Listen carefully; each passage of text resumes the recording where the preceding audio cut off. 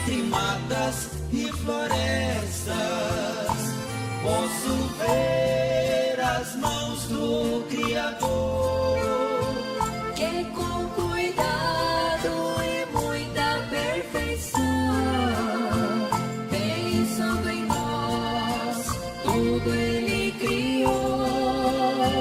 Eu agradeço a Deus ao raiar do dia, dobro os joelhos, faço minha oração.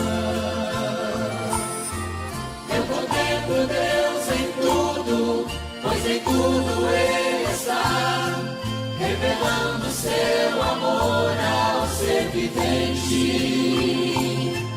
Até mesmo a natureza testifica sem falar que o Senhor do universo está presente.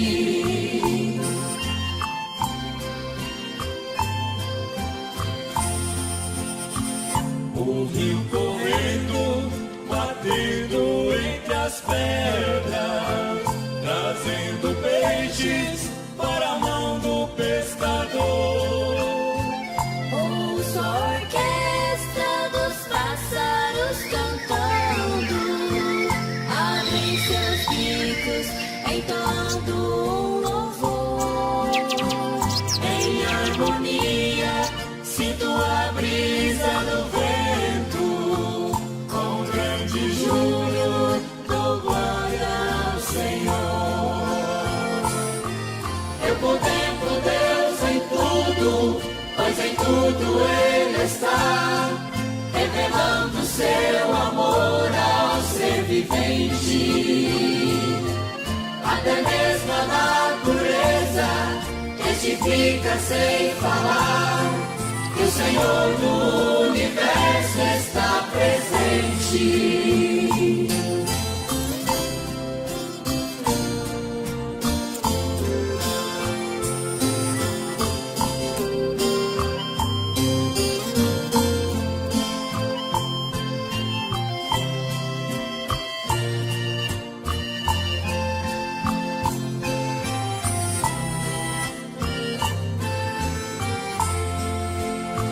No fim da tarde, posso ver o sol se pondo. Breve a noite irá aparecer. É uma festa, ver o brilho das estrelas, que enfeita a noite até o dia amanhecer. A natureza é obra do Criador, também autor da minha salvação. Eu contemplo Deus em tudo, pois em tudo Ele está, revelando seu amor ao ser vivente.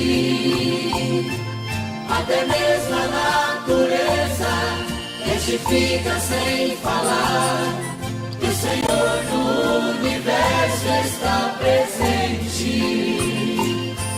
Eu contemplo Deus em tudo, pois em tudo Ele está, revelando seu amor ao ser vivente.